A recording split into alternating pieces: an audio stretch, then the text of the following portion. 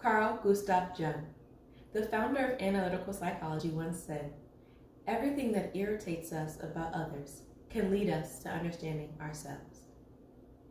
This simple quote acknowledges the subtle ways we as human beings acknowledge, analyze, and change our behavior. We typically decide to change this behavior after either happy, sad, or even traumatic events. As we go along and learn these lessons, we either produce the best or worst versions of ourselves.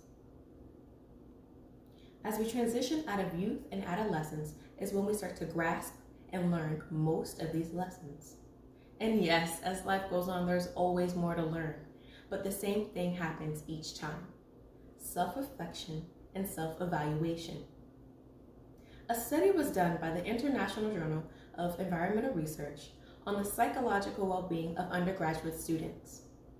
The study showed the psychological well-being of these students not only affected their academic and professional success, but the play of how society works as a whole. That's crazy. During the most important time of your life where you're finding yourself and dreaming big, you have to be able to grasp for yourself, right?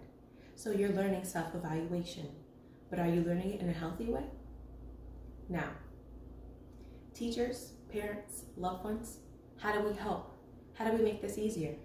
Well, 3 simple steps: reflection, control, and mastery. First, reflection. This means reassuring them that time spent alone shouldn't be spent running away from their own mind. This means teaching them to immerse themselves in their own psyche and starting to question their own behavior. Jay Asher, writer and novelist, once said, "You can't run away from yourself. You can't decide not to see yourself anymore, and you can't decide to turn off the noise in your own head." Second, control. This means acknowledging more than one perspective, acknowledging their own faults, and taking control in how they change that behavior, whether it be in their workplace or at home. C. Joybell C., author, once said, "The only person who can pull me down is myself, and I'm not going to pull myself down anymore." Mastery.